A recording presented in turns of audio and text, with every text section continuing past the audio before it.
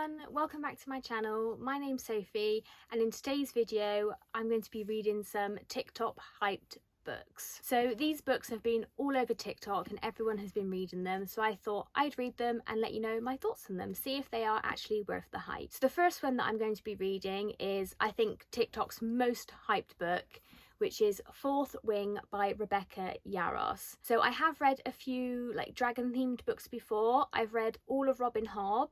I've read Priory of the Orange Tree. I have already started this one. I'm just about 50 pages in. So I'll tell you briefly what this one is about and then let you know my initial thoughts on the first 50 pages. So this one is following Violet, and she has trained most of her life to be a scribe. However, her mother is she's really high ranking in the military in this world, and she decides that Violet is actually going to be going into the Dragon Guild. And the first 50 pages she's doing the trials, and it's where a quarter of the cadets die. They don't even make it through, so it seems like a very violent path to take, and Violet really doesn't want to go down this path. She'd much rather be a scribe, but she has something that makes it harder for her, just in day-to-day life. So really going into the Dragon Guild is not really the best idea for her, but her mother insists and she can't go against what her mother says. And her sister has also gone into the Dragon Guild and has graduated. She's been helping her out and giving her advice, and yeah, that's kind of where we've gotten to so far. We've also come across a guy called Xaden Ryerson, which is her family's greatest enemy, because basically his dad led a rebellion years ago, and then Violet's mum murdered his dad to end the rebellion. So there's a bit of, stuff going on there. So yeah, we've met him and he's kind of given her the evil eyes. But yeah, so far this is really interesting. We've gone straight into the action, straight into the trials, and I'm really interested to carry on and see what I think of this one. But yeah, really liking this one so far. Hey guys, so I'm just coming in with a quick update on Fourth Wing. So I have read just up to 220 pages of this one. And I have to say, this is progressing a lot faster than I thought it was going to. So from the synopsis, I kind of assumed that this entire book took place kind of before any bonding with a dragon. So I'm not going to spoil anything of what happens. But obviously, she does end up bonding with a dragon. And I won't say anything about which dragon or anything else that happens. But I expected that to happen right near the end of this. And obviously the rest of this book is going to be her learning how to, I guess, ride her dragon and things like that. But yeah, this is moving a lot faster than I thought. So yeah, that's really good. It's very fast paced. It's keeping me entertained, keeping me reading. I will say I'm not really loving, I think, where the romance is going to go. So there's kind of not a love triangle, but there's hints of it. So Violet's got a childhood friend who's a second year at the academy. And then obviously there's her rival, the mortal enemy Xaden, who wants to kill her. She thinks she's got feelings for Dane, and then she starts to have feelings for Xaden, even though he is just a twat. He's just obviously horrible to her, and I just don't he's literally not shown her the tiniest bit of kindness apart from literally 5 pages ago, and she's I just don't get it. I don't see it. Maybe I will. Maybe I will see it later in the book. And then, yeah, her and Dane, they kiss, and then she's just oh no, I don't think I feel that way about him. What shame. I just felt that's a bit convenient. I'm not really into, love triangles and stuff. And, there isn't a love triangle, there's, hints of one. Yeah, I'm not really loving, the romance, but we'll see where that goes. I might change my mind. But yeah, I'm really enjoying this one so far. And we've had a bit more explanation about the different, how this world works. So, obviously, the war has been going on for 400 years, so this is all they've ever known. That's all that's in their history and stuff. We've learned a bit more about the different types of dragons. There's so much information, I wouldn't be able to tell you any of it, because it just kind of yeah, there's so much to remember. But I guess with Violet having trained to be a scribe for so long, she knows everything, and then when needed she just kind of recites things. So that's kind of helpful, but obvious to help the reader. But yeah, no, I am really enjoying this one so far. I'm really excited to carry on. Really loving this one so far. I was kind of expecting to, because I do love a good dragon story. But yeah, let's see where this one goes. Hey guys, so I've now got about 120 pages left of Fourth Wing, and I am actually really enjoying this one so far. I'm really enjoying the fantasy aspect of this book more so than the romance. We've just had a sex scene and I just didn't really like it. I'm not really on board with the romance. Considering that at the very beginning of this book, Xaden hated her. Like, he hated her, and he had a rightful reason to, because her mother killed his father and is responsible for him sort of being enrolled in this academy as, you know, the wrongdoings that his father did. It's almost like a switch was flicked. It didn't feel like they organically grew to like each other. It's just like one day he woke up and just decided to like her, and I don't really like it. And I also really don't like when characters that have got like powers, when they have like sex, they can't control the powers anymore, because it only ever happens to those two characters. It never happens to any other characters in the book. And I just feel like it's a way of like the author telling the other characters that these two characters have had sex. It's just a bit, yeah, not really vibing with that, not really enjoying the romance. But the fantasy aspects are really interesting. Like, the history of the world is really interesting, and what's going on currently, and like watching Violet learn how to ride her dragon and all that kind of aspect is really, really good. Yeah, I'm really interested to see where this is going to go. I'm guessing it's kind of setting up for Violet perhaps having to go off to the war zone prematurely. Yeah, we'll see what happens. I'm really enjoying this one so far, and I think I'll go down and finish this one now and check back in with you guys when I'm done. Hey guys, so I've now finished reading Fourth Wing, and I have to say, I really enjoyed this one. I think I'm going to give this a 4-star rating. Was it the best fantasy book I've ever read? No. Was there a few sort of elements, bits missing? Yes. However, it was a fun read, and I enjoyed it for what it is. You know, the romance I'm kind of not getting on board with, but I'm learning, I'm just learning to, it's there. I'm learning to kind of realize it's happening, it's there. But yeah, no, I enjoyed this one. There was a twist at the end that I didn't see coming, which was really cool. Dane, like, we started out this book loving him, and he is horrible. He's the worst. And like, the adults in this world are the worst. Like, you've got the children of the rebellion who are known as like the marked ones, because their parents were, so like Xaden, his father was killed, and then he was marked with what they call a rebellion relic, so that they are always like identifiable as like the children of traitors. And like, what happens sort of at the end, what the adults like do to them, the situation that they're put in, is awful. It's like, what's the point in forgiving these children and letting them live? Like, if you really don't trust them, and you should have just not just killed them, but like, why did you keep them around for, you know? It's just awful. So yeah, I can't really say too much more because I don't want to give away what happens. But if you've read this book, obviously you know. But yeah, no, this one was really, really good, and I'm really glad I've read this one. I can see why everyone loves it, why it's so hyped up on TikTok, and I'll definitely be continuing the series in the future. But yeah, 4 stars for this one. Hey guys, so I'm just checking back in because I have started the next book for this vlog, which is Bride by Ali Hazelwood. So in this one, we're following Misery, who is the daughter of a really powerful vampire, and she is forced to marry a were called Lo to form an alliance, because the vampires and the wares are like enemies. And then vampires did have an alliance with the humans, but the new governor doesn't want anything to do with the vampires. She has been having like meetings with the werewolves, so the vampires are worried that like the werewolves and the humans are going to team up to like take them out. So he arranges this marriage between them, and Lo is the alpha of the wares. So this book literally begins with Misery being married to him, and then there's like a flashback to when she is told by her father that she's going to be married, because she hasn't really been involved in vampire society for a long time. So she was, as a child, known as something called the Collateral.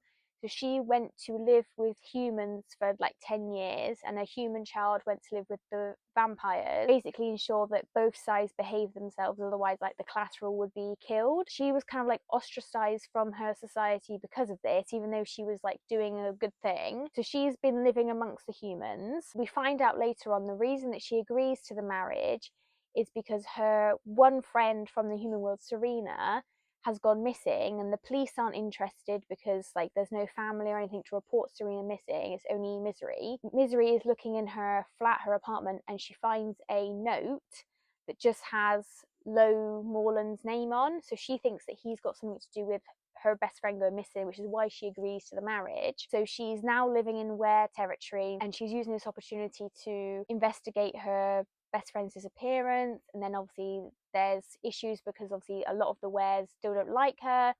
There's a lot of animosity there. And then we've just gotten to a bit where we're finding out that there is discord amongst the Wares. So Lo is the new alpha, and he obviously killed the old alpha. And there's this group called the Loyalists that we've literally just kind of been hearing about, who don't believe that Lo is the rightful alpha. And there's been an incident that's kind of happened here, and we're kind of unraveling all of that. So my thoughts so far, the first like 50 pages I was really quite confused, because we kept jumping back to the wedding and then to another 6 weeks before the wedding and then back to the present, whereas now we're kind of mostly in the present, but the flashbacks aren't really explicitly, you don't know that they're flashbacks until you're kind of in them, and you're like, it's quite jarring. So I don't think that's really written very well. And yeah, I don't really know what I'm thinking so far. Like, the story's kind of intriguing, but it is feeling to me like it's just kind of all over the place. It kind of feels like she's written a romance and then she's gone back and added like paranormal aspects to it, because it really feels quite disjointed. So yeah, I'm really not sure on this one so far. I mean, I am only just over 100 pages in, so I mean, I could start enjoying this a lot more, but yeah, I'm not loving this one so far. But yeah, we'll see what happens. I mean, the writing could get a bit better, but yeah, it definitely feels very disjointed so far, and like I'm really a bit confused at times. But yeah, we'll see what I think later on in the book, I think. Hey guys, so I have now finished Bride by Ali Hazelwood, and I'm going to give this one 2.5 stars. Pardon the pun, but this is just not it. This really feels like she wanted to write like a romance, a sort of like thriller mystery thing, and then like a paranormal kind of thing. Like, she wanted to write 3 separate books and then just whack them all in together, and it didn't land. It didn't work for me. I'm sorry. The different aspects just felt really disjointed. Half the time I sort of forgot that Misery was a vampire, because it was just so, like, every now and again, like, because I'm a vampire, and like, we don't even know, obviously we have her picture on the cover, but like, there was no descriptions of her apart from her pointy ears, and that was it. And it's just like, even Lo, we didn't really get much of a description of, and I just couldn't really like visualize anyone, and I just don't really think this was very well written. This was so disjointed, just all over the place, and it just didn't work. The political plot line between the humans, the Were, and the vampires, that was the most interesting part of this story, and it really feels like we had a little bit of that, and then it was forgotten for a bit, and then we moved on to another plot aspect of like the romance that was shoehorned in, and then we moved back onto something completely separate. And that's what I mean by it feels like she wanted to write 3 different books and she's just mashed them all together, and it just didn't really flow very well. I just didn't really feel like the two characters had much chemistry either, and I know this is supposed to be like enemies to lovers, and I guess their species were kind of enemies, but they weren't really enemies. Like, it felt so forced, and yeah, there was no chemistry. When they started like doing stuff, I was just kind of like, ugh, like, I just don't. And like, the whole knotting thing, like, I I don't really feel like we needed that much detail about it, and like, no, just no. No, sorry. No. Yeah, and I think as well the whole mate thing was so obvious at the start, and like, maybe it was supposed to be, but I was just kind of like, this just wasn't it. This just didn't hit for me, and yeah, this is gonna be a 2.5 stars. Like, I enjoyed some aspects of it, but then saying that I enjoyed them, like, yeah, I mean, that's putting it nicely. Like, they were okay.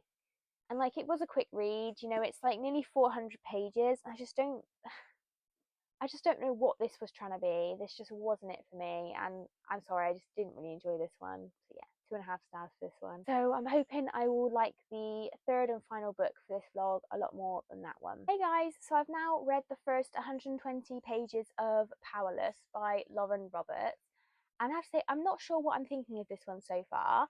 So in this one, we're following 2 perspectives. We're in Payden, who is powerless. She's masquerading as a psychic in order to survive, because powerless people in this world get exiled or killed. And then the second perspective is Prince Kai. And then there's also another Prince, Kit, who they're half brothers. And I have to say, I'm getting confused between those 2 characters. They kind of read like the same person. They're not really very distinguishable at this point. The plot so far: Hayden is a thief. She lives in the slums with one of her friends who knows that she is powerless and is masquerading as a psychic. And she is a thief, so she steals for a living in order to survive. And she steals from Prince Kai, who's like masquerading as like a non-royal in the slums. and she steals from him, goes about her day, and then she comes across him again, and a big gang of thieves are trying to steal from him, and he fights them, and he nearly ends up dying, and Payden saves him. And then she's then known as like the Silver Savior, and they talk and whatnot. And then the next day, her name is put on the list of contestants for the purging trials, I think it's called. The trials, the games. So she's not very happy because obviously she doesn't actually have a power, and all these people on the list are like the most powerful of her generation. So she's a bit screwed. So we've got to the point where they've had like training and interviews, and we're in like the training aspect of it so far. And I have to say, this is reading like parallel to the Hunger Games. Like, this is the same plot as the Hunger Games. Like, we've had the contestants announced, we've had interviews, we've had training. Like, I feel like I'm reading a mashup of the Hunger Games and Red Queen by Victoria Aveyard, with like the different aspects of like the power and blood and whatnot. But this is very, like, I can't even say this is inspired by the Hunger Games. It feels like I'm reading the Hunger Games so far. I don't feel like so far this is very original, and I am enjoying it. Like, it doesn't bother me to read like unoriginal concepts, but I feel like this is like kind of page for page the Hunger Games. Obviously, when we get to the games, as they've all got powers, that will be quite different to the Hunger Games, so I'm hoping that it reads a bit differently then. But yeah, I'm not loving this one so far. I'm enjoying it, but I'm not loving it because I just can't get over the fact that it feels like it's the Hunger Games, like word for word. But yeah, I mean, I might change my mind further we get on into the book. um yeah, so far not really sure on this one. Like, I'm liking it, but I'm not loving it, and I can't get over the fact that it's not really very original. But yeah, I mean, we'll carry on because, you know, this is a very popular book. I am enjoying it. We'll carry on, and I'll check back in with you guys later, and who knows, maybe my opinion will have changed a little bit, and it'll be a bit more original. But yeah, I'll check back in with you guys later. Hey guys, so I've now got just under 100 pages left of Powerless by Lauren Roberts. So just quickly, another point I had forgotten to mention in the previous update. So the dual perspectives, we get one perspective from Kai and one perspective from Payden. And what was happening with that at the start, which isn't happening too much now later on in the book, thank God, is you kind of repeat the conversation. So you have it from Payden's perspective, a conversation that they've had, or like an interaction, and then you get the same interaction from the other perspective. And it happened quite a lot in the first sort of like 100 or so pages, and it just felt very repetitive. But thankfully it's not happened too much more in the latter half of this book. So we are having a bit of a love triangle with Payden and the two brothers, which I'm not really loving. I don't really feel much chemistry between her and either of them, really. It definitely feels a bit forced, which I don't know if is on purpose from her. She's using them to get an advantage during the game, so that could be what's happening here. Obviously, I've got 100 pages left. I don't know what's going to happen next. We are about to head into the third trial. Before the first trial, there's a ball, like a celebration, and we learn that there is actually a rebel group of ordinaries and elites. So some ordinaries, like Payden, have been able to hide the fact that they don't have a power and are able to survive in this world. And then we also find out that when the king originally like killed off a load of ordinaries, he also killed off quite a few specific types of elites. So there's like silencers, and there's a couple of others, basically people that could actually be a danger to him and take his power, he got rid of. And there's only like one silencer and one mind reader or something like that. They all work for the king and they're all loyal to the king, and if they're not, they get killed. So that was quite interesting to see that it's not actually perfect for the elites either, and the elites have actually teamed up with some of the ordinaries in rebellion to like take down, maybe not take down the monarchy, I'm not sure what their goal is, maybe just to be allowed back into society. And it's also interesting that the elites see the ordinaries as like diseased people. Like, they genuinely think that getting rid of the ordinaries was for their own good, you know, because they'll get infected and their powers will lessen. So it's kind of not interesting, I don't know the word for it, but it's interesting to see how they genuinely believe that they're like, you know, scum and they deserve to be killed because they're lesser than them. So yeah, that's not interesting, I can't think of the word, but kind of interesting. I will say this has continued to be really Hunger Games inspired. Like, there's just aspects of it, I'm reading it and I'm like, Hunger Games. And the fact that she even does like archery, like, I understand, you know, at this point it's hard to have really original concepts with books because obviously there's so much out there, but I think there's taking inspiration and then there's just rewriting it. And I think this is just rewriting it, and I just can't get over that. It's so like in your face. Yeah, Hunger Games Red Queen mashup, but like really specific, like just taking parts of the Hunger Games and just like rewriting it. I'm just, yeah, I'm not loving that. I am enjoying the book. I think it's leaning towards more of like a 3 star. So it's not anything special, but I am enjoying it, but it's definitely not amazing and it's not the best thing I've ever read in my whole life. So yeah, I've got about 100 pages left, so I'll check back in when I finished it and we'll see what my final thoughts are then. Hi guys, so I have now finished reading Powerless by Lauren Roberts, and I am going to give this one 3 stars. So when I last spoke to you, we were just starting the third trial, and for me, what the sort of twist was there was quite obvious. And I will say that the ending was quite interesting actually. There was quite a bit of action towards the end. I mean, this whole book was full of action. The ending was actually quite interesting, and I will be continuing with this series. I am intrigued enough to carry on, but I am going to give this one 3 stars simply because I don't think it's really that unique. You know, I just can't get over the fact that there's a lot of stuff here from the Hunger Games, and I don't think it was inspiration. I just think it was basically rewriting it. But yeah, I did enjoy aspects of this one and I will continue. So yeah, 3 stars for this one. So that does wrap up this reading vlog. So I managed to read Fourth Wing, which I gave 4 stars, which was definitely my favourite of this vlog. I then read Bride by Ali Hazelwood, and I am actually, on reflection, going to change the rating to a 2 star. It's not a 2.5, it's a 2 star for me. I didn't really enjoy that one as much. And then Powerless, which I gave 3 stars. So quite a, you know, varied rating on these ones. So it just goes to show that just because they are super hyped books doesn't mean that, you know, you necessarily going to enjoy them, and that's okay. We're all different, we all have different tastes, and I hope, you know, if you enjoyed these books, please don't take it as a defense that I maybe didn't enjoy them as much as you, especially like Bride and Powerless. You know, they are good books. You know, if you enjoy it, that's all that matters. We all have different tastes, and that is okay. So comment down below, let me know if you've read any of these books, if you have the same opinions as me, or if you disagree with me. I'd love to chat in the comments. You know, let's all be nice to each other. We are all allowed different opinions. But yeah, please like and comment down below and subscribe for more bookish content from me if you enjoyed this video. But that's it from me today, guys. Bye!